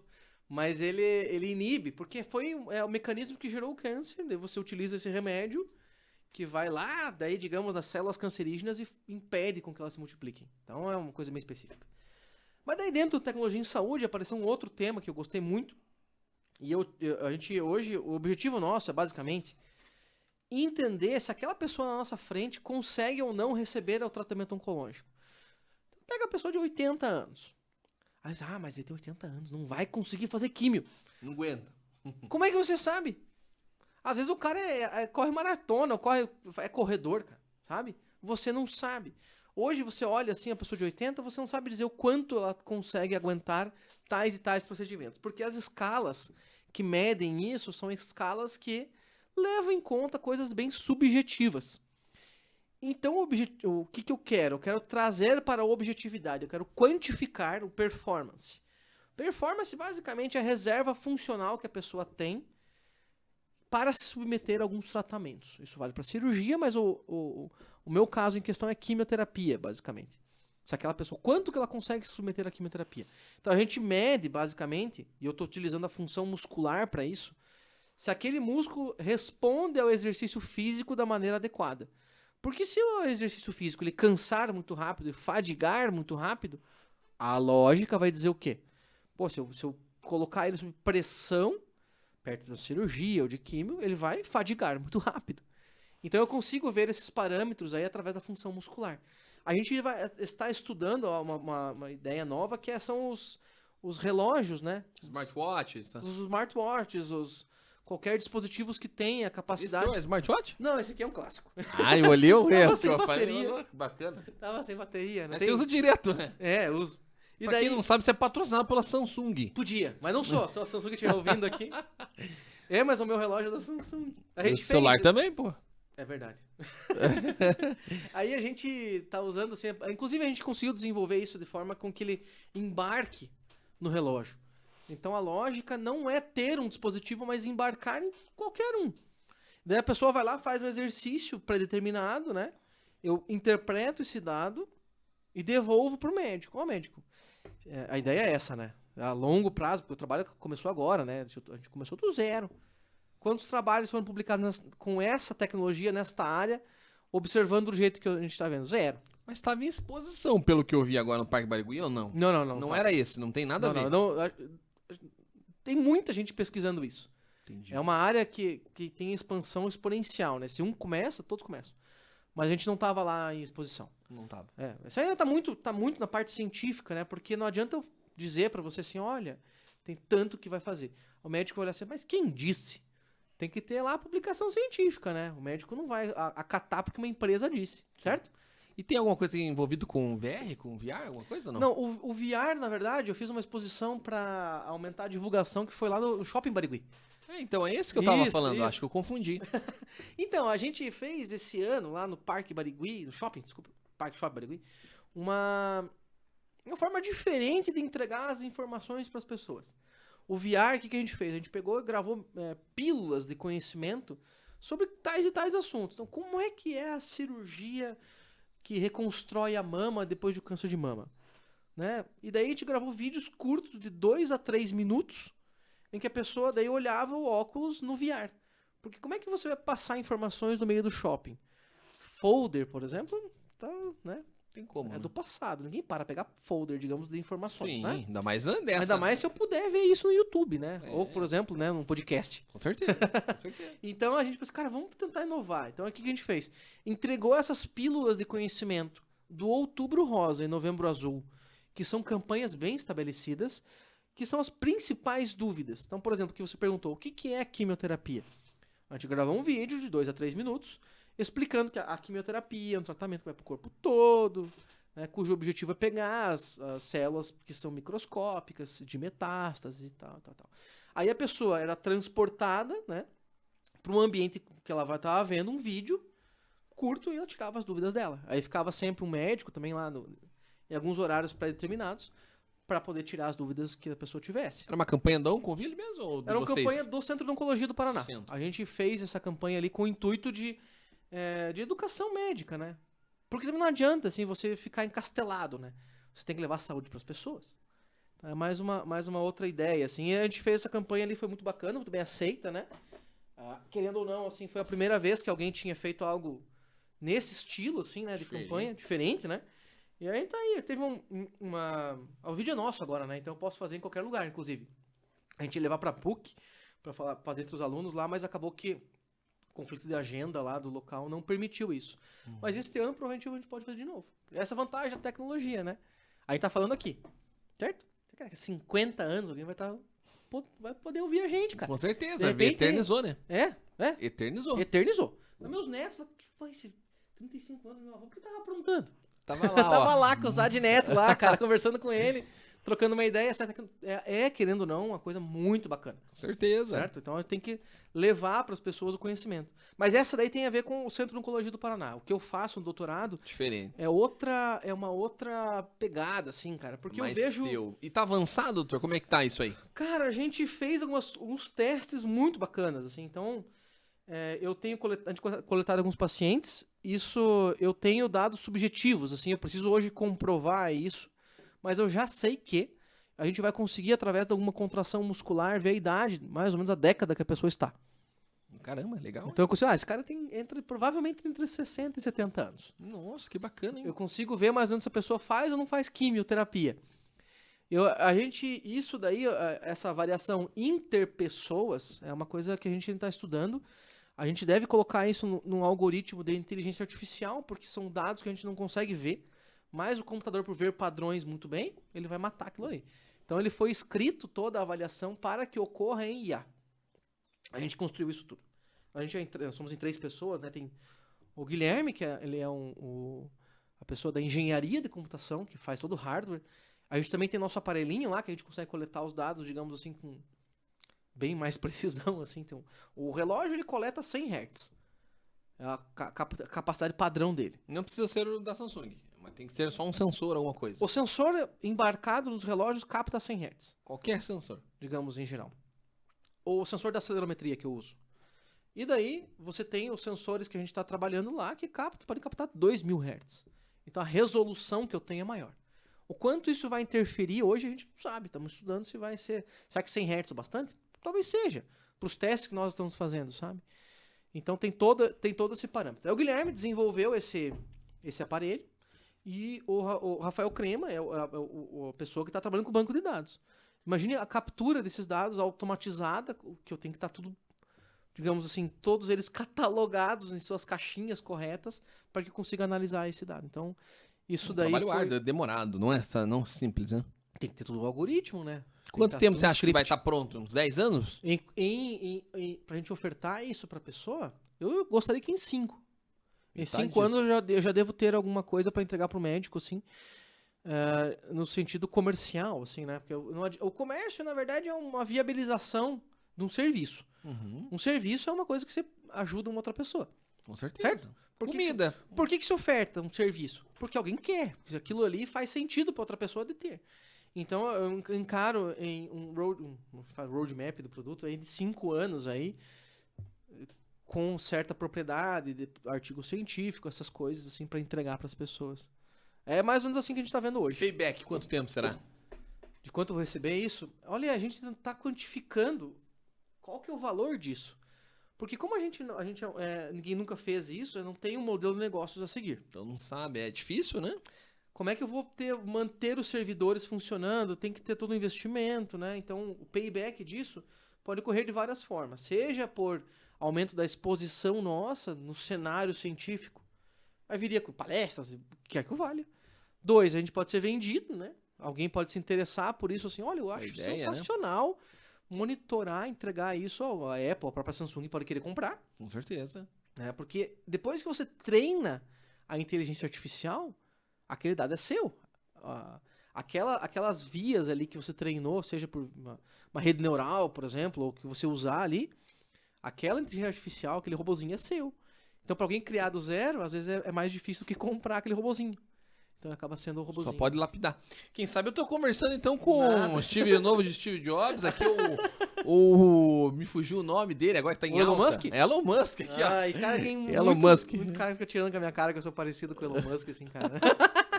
Legal. Doutor, vamos sair um pouquinho da área de saúde. Deixa eu fazer algumas perguntas pro doutor. O que você faz da vida? Saindo da área de saúde? Fora ser médico, né? Fora ser médico, que... E marido. E marido também, que é difícil. Como é que você faz? Você gosta de assistir um filme? Joga videogame? O que você faz? Cara, eu gosto de jogar videogame. Sim, eu Gosta? gosto. Eu tenho um Play 5. Caramba, legal. Só que o meu limite do videogame é o seguinte, eu não jogo jogo online. Não gosta de jogar... Jogo online, eu sei que o negócio ele toma proporções que não deveriam. O que você joga ali no 5 ali? Eu tenho um Cara, 5 aqui também. Como bom nerdão, né, cara? Eu gosto de jogar RPG. RPG. Hoje em dia a moda é RPG de ação, né, cara? Então, Por que RPG? Com a MOBA, essas coisas aí, né? não, eu gosto de jogar. Por exemplo, o último que eu joguei foi Ghost of Tsushima, Ghost of Tsushima. Legal, eu tenho aqui também. que ele é um jogo exclusivo do Play 4 e foi melhorado pro Play 5, ficou lindo, né, cara? Então, Ghost of... Mas é RPG? Ghost of Tsushima? É RPG de ação, né? Ação, né? é um RPG de ação. Tipo God of War, assim. God of War é o próximo da lista. Porque eu tinha. Vejam, a minha jornada dos games, né? Comecei com o Nintendo, depois eu comprei um Nintendo Wii, daí eu tinha um Xbox, daí eu acabei comprando um Play. Assim, eu nunca fui essa coisa assim, tem os cacheiros, né? Você tem os caras que são do Play, né? Xbox ali e a galera do Play. E se mata, E né? ficam se matando. Eu falei, cara, Mas você joga bastante ou não? cara, cada 3 dias eu jogo, assim, cada 4 dias devo jogar umas 2, 3 horas, assim, mais ou menos isso aí. Legal, eu tô querendo jogar agora Star Wars. Fallen Order, alguma coisa assim. Então, eu já vi algumas coisas de Star Wars, eu tenho preconceito um pouco de Star Wars, porque eu sou o purista do Star Wars, né? Caramba. Então eu assisti a franquia, os 6 primeiros, assisti o 7º, falei, assisti o 8º, falei, não dá. Não quero mais. Assistiu a série agora do Obi-Wan ou não? Não vi, É porque bom, eu cara. tô fazendo greve, cara, eu sou purista, entendeu? É Eu sou raiz, purista, eu sou meu. raiz, porque o Star Wars, muitas pessoas, né, acham que é a história do Luke. Na verdade, o Star Wars do 1 ao 6º é a história do Darth Vader. O Star Wars é uma história de redenção, em como uma pessoa tem muito poder e pode se corromper por ele.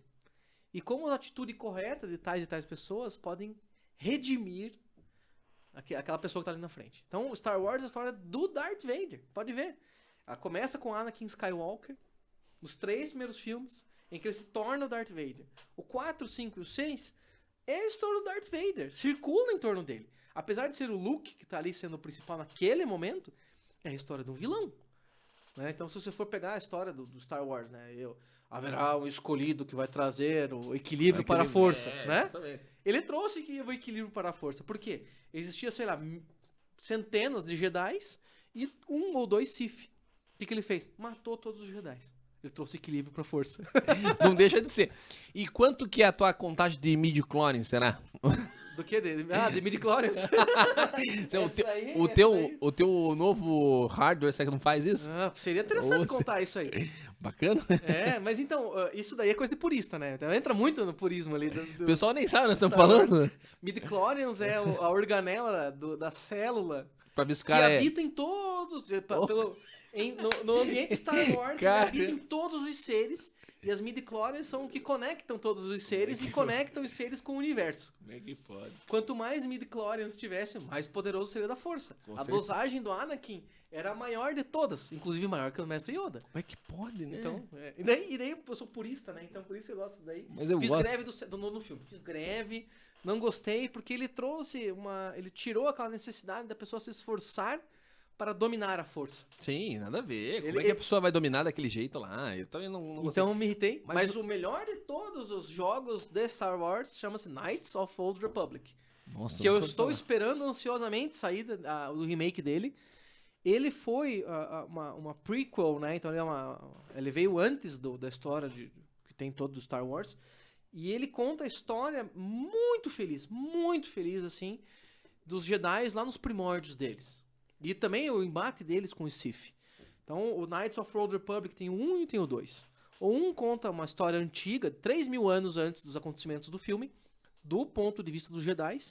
O sujeito é treinado na Academia Jedi, você aprende todas as sequências lá de Padawan, Cavaleiro Jedi, Mestre Jedi, o que ele tem que fazer para subir nos ranks da Ordem Jedi e tudo Caramba, isso. cara. E a história é sensacional. É a melhor, talvez assim, pra- side story é muito bem preparada. O George Lucas escreveu, cara. Caramba, então não tem como ser ruim. E pra qual plataforma que é? PC, na época era PC. PC, se eu não me engano, ele tava exclusivo PC via Steam. Então era pra onde pegava lá. E ainda tem então na Steam, Tem, provavelmente. eu baixei esse já atrás. É pra legal, jogar. é legal o gráfico é legal? Não, o gráfico é de época, né? Dos anos 2000, bolinha, cara. Deve ser mais aqueles 2000 bolinha. quadradão, assim, tipo Play 1. Pra assim. época ele era muito bom, ele se aproximava alguma coisa entre Play 2 e Play 3, assim. Então, Ah, não é ruim não, não é era ruim. bom. Eu tinha que É ter bom. placa de vídeo pra usar ele. Ah, não é ruim não, é legal, é legal. E você viu agora The Last of Us? Não assisti ainda, porque eu imagino... O Last of Us foi um jogo que eu não joguei. Eu também não joguei Por bem quê? pouco. Por quê? Porque eu sou recente no Play, né? Acabei de comprar Isso um PlayStation, agora. então eu ainda tenho a lista de jogos pra conhecer, né? Do God of War tá na frente ainda, então Last of Us é o próximo, né? Eu tenho um amigo meu, o Luiz, um amigão meu, que foi o que mais me influenciou, talvez, Pra jogar? pra chegar ao Play, assim, né? Então ele contou várias coisas. E no PlayStation, Last of Us é um clássico, né? Então, eu não Assim, joguei ainda, eu quero E jogar. eu preciso reservar, Joguei bem porque eu pouquinho. sei que a profundidade da história é muito, muito grande.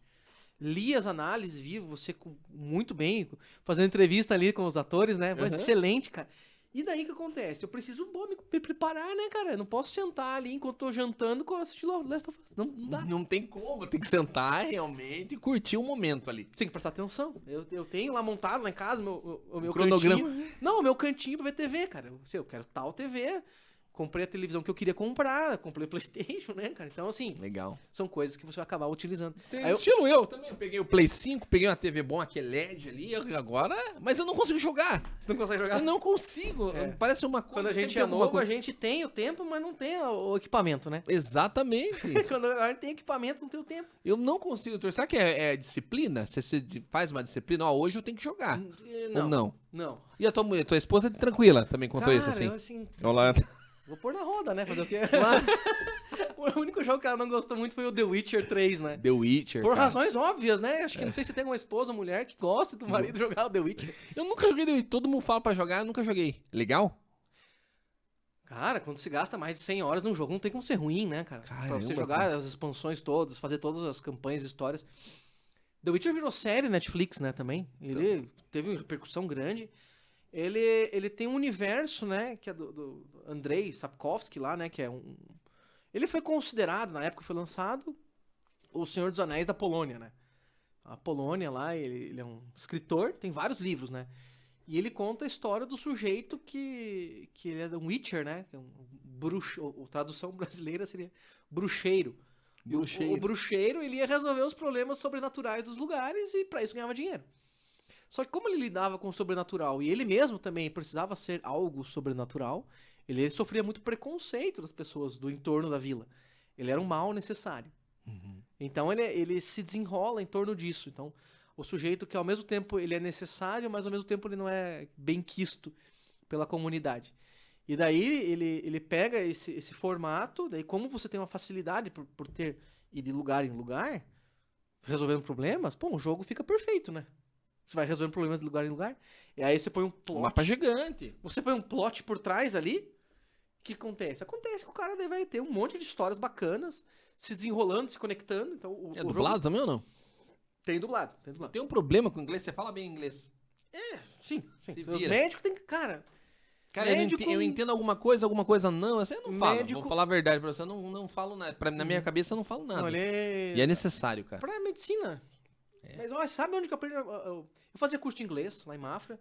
Foi excelente. Um curso de inglês, assim, pra época lá onde eu fiz lá, né? Mas onde eu aprendi inglês de verdade, cara, foi jogando videogame, cara. O pessoal não acredita. O pessoal não acredita, né? E o que eu aprendi, assim, é fazendo mágica. Sabe que eu sou mágico, né? Eu já vi tuas mágicas, essa é a parte Sou legal. mágico profissional, Aham. cara. Você E vai ver agora- um vídeo lá, né? Hã? Você vai ver um vídeo e de repente aparece lá. Não adianta. Tem que entender o que o cara tá falando. Eu precisava falar inglês, cara. Precisava. E daí foi o jogo que eu joguei que fez essa diferença foi Tales of Fantasia. Nossa. Que é o primeiro Tales of. Depois virou franquia e tudo e tal, né? Super Nintendo, cara. Adoro o Super Nintendo. Pra mim é o melhor RPG. plataforma. RPG também, pra variar, né? Os jogos que eu mais gastei tempo na minha vida é RPG. Porque eu achei bacana, você se interessa. É como se você estivesse vivendo a história de um livro, cara. Você tá lá, tem um livro, tem uma história, um plot, você vai participando daquela história ali. Você pode moldar teu personagem pra cá e pra lá, né? E esse jogo, na época, veja, eu fiz todo o jogo, assim, fora, 70 horas. Caramba. Super Nintendo, cara. 70 horas, uma campanha, assim, cara. Então, Não é muita coisa, né? aí Era ali muito pequeno. eu lia tudo que se falava. Zelda você deve adorar. Zelda eu joguei também, mas eu gostei mais desse, curiosamente. Tales of, assim. Então Jogou Dark Souls ou não? Demon Souls, esses aí? eu sou novo no Play, né? Então eu comprei. você falou. Eu comprei o Demon Souls pra versão do. Foi o primeiro jogo que eu joguei no Play. Só que daí eu já era ali descolado do Sekiro, né? Nossa, foi bem. O Demon Souls ele acaba sendo um jogo mais lento, mais cadenciado, né? Sekiro é um dos jogos mais difíceis que foram feitos até hoje, né? Caramba, Você jogou Sekiro? Joguei no stand, mas bem rápido também. Não cheguei a jogar. Sekiro tem muito vídeo na internet do pessoal jogando controle na parede, né? Porque ele é muito difícil. Caramba. Então, aí como eu comecei com o Sekiro, assim... E tem uma parte do jogo que ele vai te obrigar. Ele não tem Ser bom. defesa. Não tem defesa direito, ele tem parry. E o parry dele é uma fração de segundos pra você acertar. Meu Deus, cara. E aí morre 1000 vezes. Mais que 1000. Mais que 1000. Cara, Porque eu sei que eu fiquei semanas num pedaço lá pra derrotar um cara. Mas isso que é legal quando você passa, nossa. Deve Daí fazer depois o jogo vai mais fácil, sabe? É engraçado isso, porque Caramba. ele vai te obrigar a agir daquela forma. Mas fechou então o Demon Souls? O Sekiro? Fechei Demon Souls, fechei Sekiro.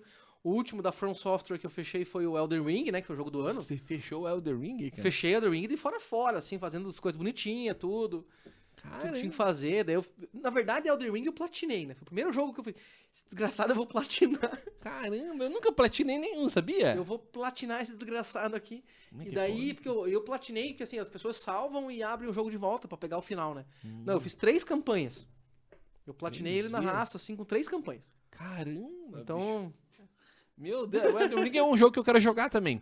Mas eu não sei, eu acho que eu preciso me desenvolver, deixar de fazer alguma coisa pra fazer outra, né? então Como é que você consegue? Porque tua rotina deve ser muito maior, assim. Sim.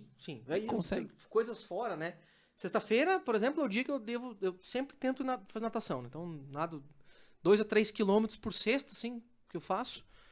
E eu tenho percebido que eu oscilo, às vezes, entre períodos que eu fico jogando, períodos que eu fico lendo, períodos que eu assisto. Então eu fico meio que oscilando. Daqui a pouco o videogame vai ficar pra trás, assim, sabe? Então eu vivi o tempo de Elden Ring, assim, em 2022.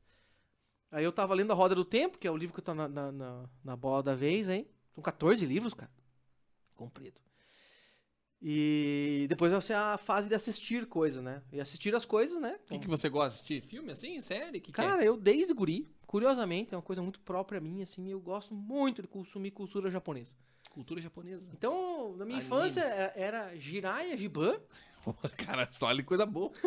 Jiraiya eu conheço. Giban não é da minha época, É. mas Jiraiya é sim. É É o mesmo tempo ali, mas não... Não, foi bem na sequência. Pois Foi é. o Giban, depois veio logo na sequência É que Jiraiya. eu peguei uma reprise já do Jiraiya, né? Eu não peguei ele quando ele lançou. Eu peguei, eu sou de 87, então original, passava Jiraiya na televisão brasileira, eu assistia tudo, viciado. Aí de Cara, manchete. 4 anos.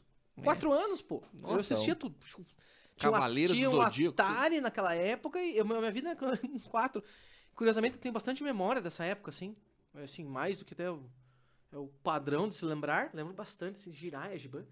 E daí depois... Giban Atari. jura proteger o bem, esse aí? O Giban já é o que menos tenho, mas Jiraiya sim. Daí depois foi o Atari, e aí depois o Cavaleiro Zodíaco, né? Você era viciado, assim. Só coisa boa, cara. Eu gosto muito de Jiraiya. É? Eu assisti agora, recentemente, Jiraiya. pra você ter uma Cara, o ideia. Jiraiya tem bastante coisa legal, ali, principalmente na questão da pessoa, da sua missão, né? Não, é muito legal, cara. Eu gosto, E- eu gosto das músicas do Jiraiya. Pra época, Pra né? época não existe. E os efeitos sonoros ali, carro Não. explodindo e coisa arada. Pra quem nos assiste Outra- aqui e escuta, né? Jiraiya veio antes de Power Rangers. Mas não chega nem Antes, perto, né? E Também. muito do que tem no Jiraiya foi, tipo, a pura inspiração do Power Rangers. Com certeza. Até o fato de como é que são as lutas, os inimigos, tudo. E daí hoje eu continuo vendo anime, cara. Continuei assistindo, sabe? Então os animes lá... Até uma coisa que daí é bacana, eu assino Crunchyroll, né? Ó, quem quiser patrocinar aqui o canal. Boa, Crunchyroll, com né? certeza. Crunchyroll, eu acho que é a melhor streaming que a gente tem hoje de anime, né? Então, em 1 hora depois do que passou lá no Japão, 1h30, tá em cima Já tá lá. Já tá lá pra assistir. Caramba. Então, aí como tem lançamentos semanais, assim, eu acabo assistindo os lançamentos daí, seja sábado, sexta-feira à noite, eu sento ali, vejo os 3 que eu quero assistir E bora. E assim tem sido, O sabe? que você assistiu, assim, legal? Naruto? Eu vou falar da mais Nutella, né? Naruto chegou a assistir ou não? Naruto, eu fui do raiz lá, né? Comecei a ver Naruto lá em 2005, 2006, cara. Caramba, assistiu tudo também. Li tudo e assisti tudo. É legal assim? É muito bacana? Chega a ser igual um Cavaleiros da Vida ou não? Cara, Naruto, o cara que escreveu Naruto, ele é o tipo de cara que sabia que era inteligente e se esforçou e se esmerou o máximo pra fazer aquilo. A raiz do Naruto, na verdade, muito do que tá no Naruto veio do Jiraiya. Porque Jiraiya é ninja Jiraiya, né? Então a história Naruto é como se fosse uma evolução ao extremo, assim, da história do Jiraiya. Né? Ah, Tanto então- é que existe um personagem no Jiraiya. Naruto chamado Jiraiya. Quando você coloca Jiraiya, aparece, em vez de aparecer o Jiraiya antigo, o Ninja Jiraiya, aparece o Jiraiya do Naruto. Isso. O Naruto, ele começou com uma história, desde sempre o começo, é uma pegada psicológica. Em que ele entra num conflito sobre criação, assim, no sentido assim, cara, eu me criei de tal jeito. Eu sou escravo de ser desse jeito. E aquele embate vai até o final. Mas principalmente com o personagem principal, ele existia um problema muito grande lá, né? Em que ele era muito malquisto pelas pessoas no seu entorno, por um acontecimento que tem no próprio anime ali, que ele precisou ser o receptáculo de um demônio, assim, que destruiu a vila, então as pessoas viam ele como o próprio demônio, apesar de ele não ser assim. E ele cria um sentimento de revanchismo enorme perante aquelas pessoas. Em vez de usar isso para um lado destrutivo, ele usou esse revanchismo para um lado de crescimento. No sentido de querer ser benquisto ao longo do tempo. Só que daí ele vai evoluindo, o personagem cresce. Ele vai de criança até o final da adolescência dele, digamos assim. Até hoje tem até o Boruto, que eu acho não tão bom, mas na vida adulta. Caramba, cara. Então você vê a evolução do personagem e ele é uma pegada extremamente psicológica. Existe o antagonista dele, que era o antigo amigo dele, que é o Sasuke. E esse cara ali, ele vai ter o revanchismo contrário, ele vai querer destruir todo mundo. E daí, nesse ponto, assim, os dois tiveram problemas muito sérios. Como cada um lidou com a situação, eles entram num conflito um com o outro. E eles são, de certa forma, personalidades opostas, sabe?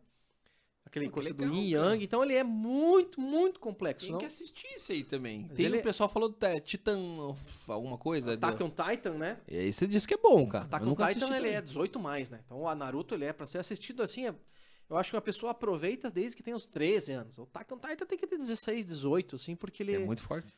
é muito, muito. Tem que ter mais de 18 anos pra ver. Sério? Mais 18. Porque senão você vai acabar... Dá pra ver com 16, a gente vê coisas de cenas de violência com 16, né? Mas eu acho que é aproveitar aquilo ali com mais de 18, assim. Mas é bom a série? É legal? Também é boa. O Attack on Titan, ele vai tratar de pessoas, assim, e o tema de liberdade, né? Então, o tema de liberdade, o que a pessoa faz pela liberdade. Ele tem uma temática, assim, também de buscar a revanche, a vingança, sabe? Qual que é a tua série top 1 assim, de anime? Hoje que eu mais tô esperando aí, eu li o mangá todo ano passado, foi o Kimetsu no Yaiba, que é o Demon Slayer. Que hoje é a série que mais tem investimento, né? Demon Quanto Slayer. vai ser uma montanha de dinheiro que eles colocaram, assim, pra fazer. Tem mangá disso aí, Demon Slayer. Ele tem no Netflix, então pra quem quiser assistir, né? Se você quiser assistir o Demon Slayer, ele não tem tantos episódios, então se você assistir aí um mês, você pega todos os episódios já. Ele foi lançado em 25, primeira temporada, a segunda temporada foi 11 ou 12, e agora foram lançados mais 12 episódios. Então você pega rápido. Consegue A rapidinho. trilha sonora é, tipo, espetacular. Espetacular. cara, Então eles quero fizeram ver. a trilha sonora desenhada para especificamente um pedaço de um episódio. Então a melhor música, assim, com mais primor, assim, ela foi feita especificamente Pra aquele pro episódio. final do episódio 19. Quando o episódio 19 foi ao ar, né, no Japão, e foi ao ar nos streamings, foi o top 10 trending topics do Twitter. Caramba, cara. Episódio 19, Demon Slayer.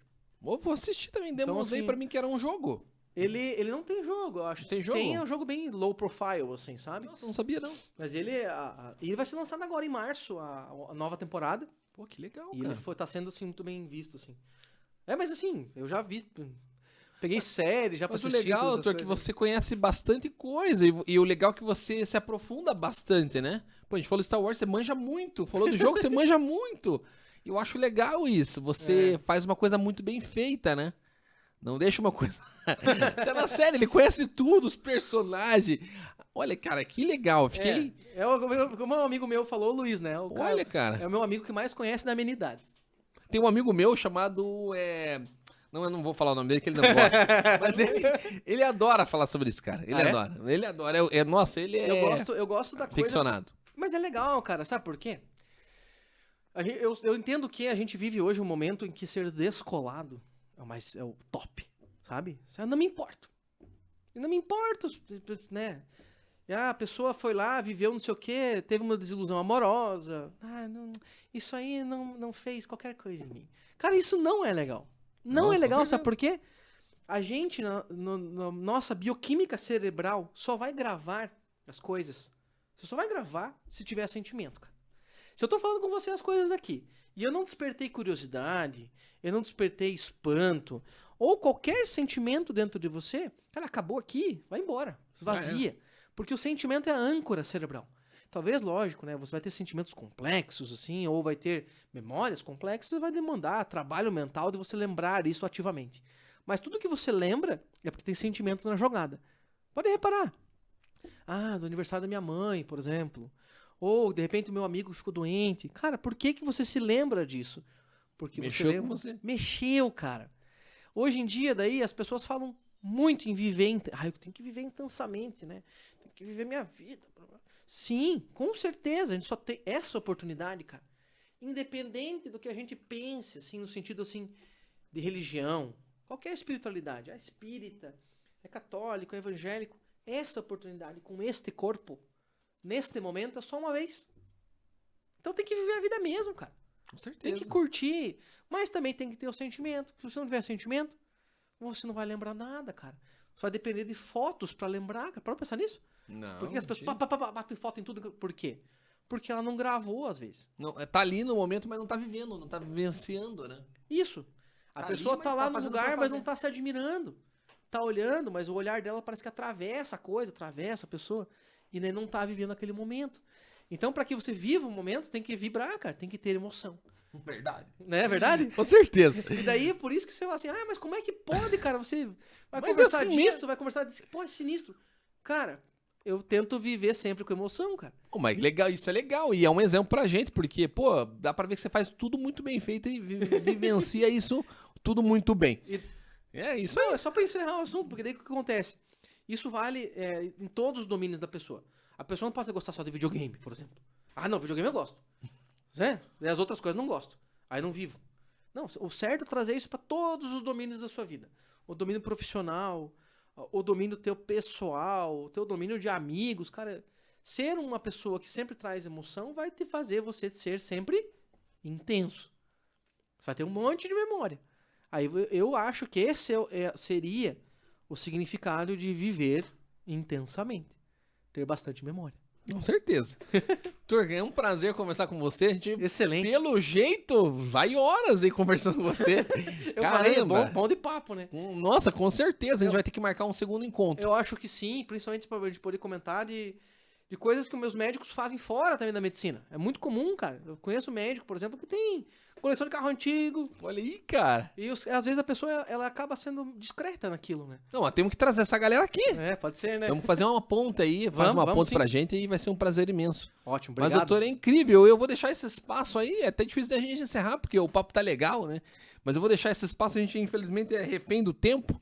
Então, nosso tempo já tá quase estourado aqui. Mas, doutor, muito obrigado por ter vindo e eu deixo esse espaço para teus agradecimentos finais e considerações finais aí. Então, muito obrigado. Então, Zad Neto, pelo convite. Todos vocês que nos assistiram, nos ouviram, entrem em contato, então, com o canal. Mandem suas dúvidas. De repente, se vocês tiverem sugestões de temas para a gente debater aqui também, fiquem à vontade. Eu tenho as minhas redes próprias também. @Dr. Bruno Batista no Instagram, que é a principal conexão que vocês podem alcançar também. Tem no LinkedIn, Dr. Bruno Batista. Estou à disposição de vocês, caso queiram conversar sobre algum assunto. Mandem lá, tá? Conversem sobre isso. E, de repente, a próxima oportunidade a gente faz aí sobre temas e perguntas, né? Pinçadas aí, que sejam as mais faladas. A gente vem aqui só para responder as pessoas que têm alguma dúvida, algum questionamento. Com certeza. Eu acho até, doutor, que vamos ter que fazer ao vivo a próxima. Pode ser, a gente pode fazer uma live. Eu tenho minhas próprias redes também, a gente pode fazer uma live contigo, né? Com certeza. E Ou simultaneamente na você tua, me conta daí um pouco da sua história, que te levou daí, né? Pode ser? Porque acho que é muito ruim o entrevistado fazer pergunta pro entrevistador. Não, que tranquilo. Ih, tá tranquilo. Mas a gente pode fazer justamente isso daí no segundo momento, uma live. E vai até te ajudar também a divulgação aí né, do canal, que aqui é excelente, pessoal. Excelente. Pô, que bom, fico muito feliz que tenha gostado. Pessoal, muito obrigado a todo mundo que assistiu esse vídeo, que tá nos ouvindo no Deezer, no Spotify. Cara, foi incrível. Pra mim eu gostei, eu gosto de todos os episódios, mas esse cara é sensacional, eu gostei muito. E olha, é um lado que eu não conhecia de você, hein? Olha, que bacana.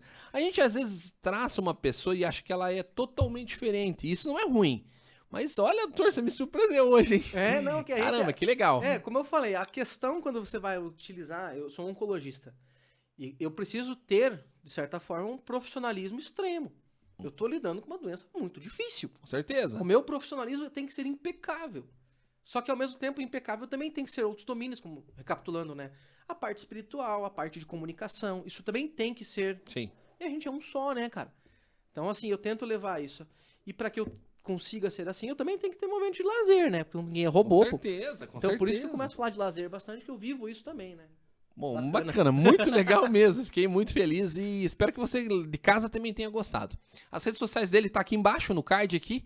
E siga ele. Qualquer dúvida, pergunte também lá no Instagram. Você responde, doutor? Como é que é? O Instagram é a principal rede social minha hoje. Então, podem perguntar por lá. Eu acho que acaba sendo muito bacana. Porque lá tem tanto conteúdo que eu divulgo do que eu estou fazendo, das coisas que estão pipocando, de repente, aí na oncologia, né? E as lives também, o principal local que eu faço live é no Instagram hoje. Com certeza. Doutor, não pensa em fazer um canal no YouTube, alguma coisa ou não? De repente, futuramente, acho que um canal do YouTube pode vir a calhar. Hoje eu tô bem focado em terminar meu doutorado.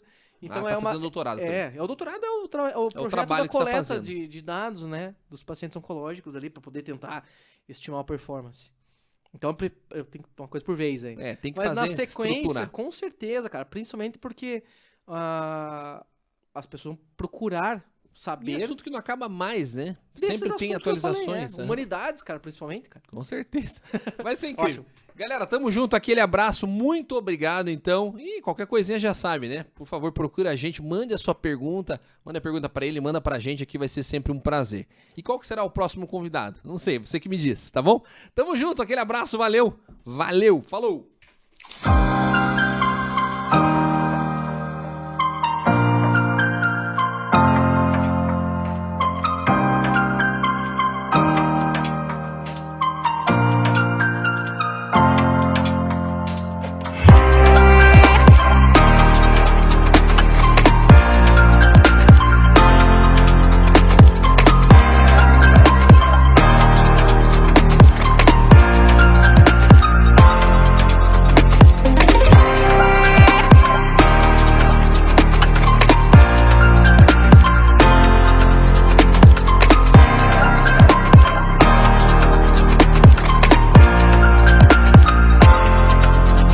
Nossa voz quebrou barreiras. Já viajamos o mundo e revolucionamos a comunicação com o nosso jeito.